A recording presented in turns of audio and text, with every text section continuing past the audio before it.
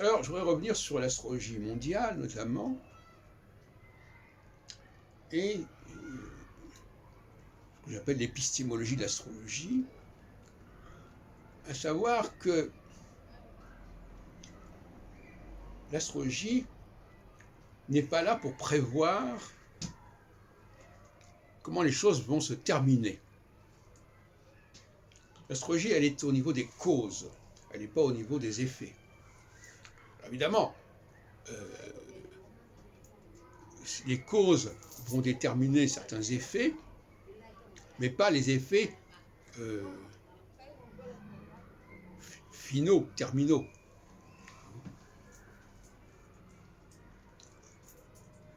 On peut prévoir que des choses vont prendre une certaine forme, mais on ne peut pas prévoir exactement quelle sera la forme finale. Donc l'astrologie doit se situer dans cet état intermédiaire où on doit prévoir certaines choses sans qu'on puisse prévoir exactement comment ça va se terminer. L'astrologie n'est pas là, n'est pas responsable de la façon dont les choses se terminent.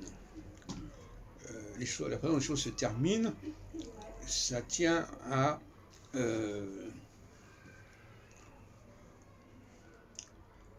des facteurs humains, à des problèmes de leaders qui savent plus ou moins gérer les problèmes qui se passent.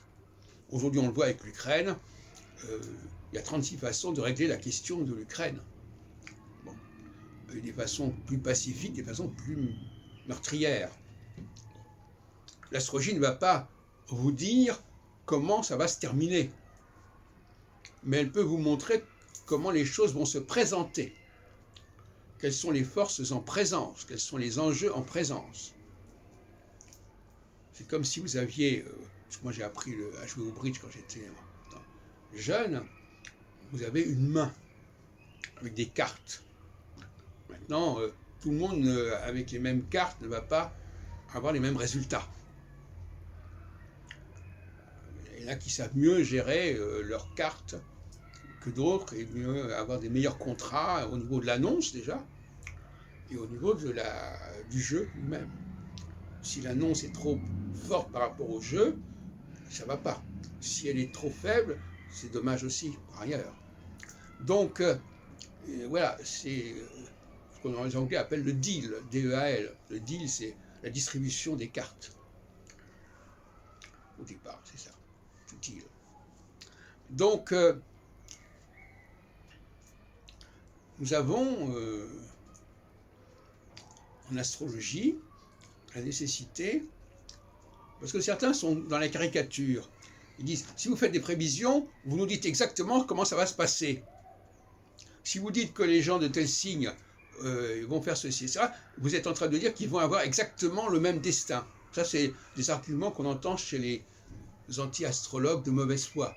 Non, il ne s'agit pas de ça. On peut faire une prévision et dire qu'il y a certains traits qui vont ressortir, mais ce n'est pas pour autant qu'il va y avoir les mêmes comportements, les mêmes attitudes, et que ça va se terminer de la même manière.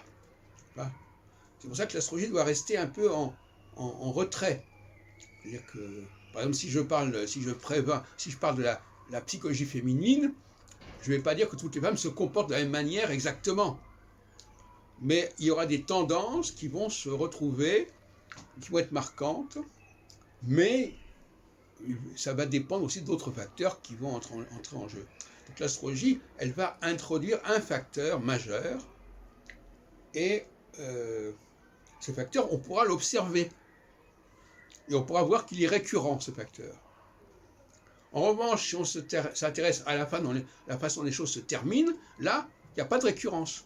Parce qu'il va y avoir une très grande diversité de réalisations, de résultantes.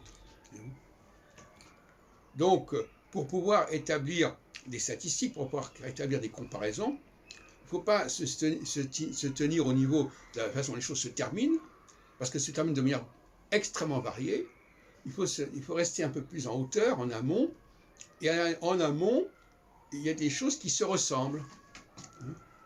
Il y a des mains, comme on dit au bridge, des mains qui sont comparables, et c'est ça qui m'intéresse. Maintenant, comment le jeu va se faire, comment tout ça va se terminer, ça c'est quelque chose qui ne dépend pas de l'astrologie, qui peut dépendre de l'astrologue, en revanche, qui peut conseiller d'une certaine manière. Là, l'astrologue va plus loin que l'astrologie. L'astrologue peut appliquer l'astrologie et en tirer des enseignements qui vont être plus précis que l'astrologie elle-même.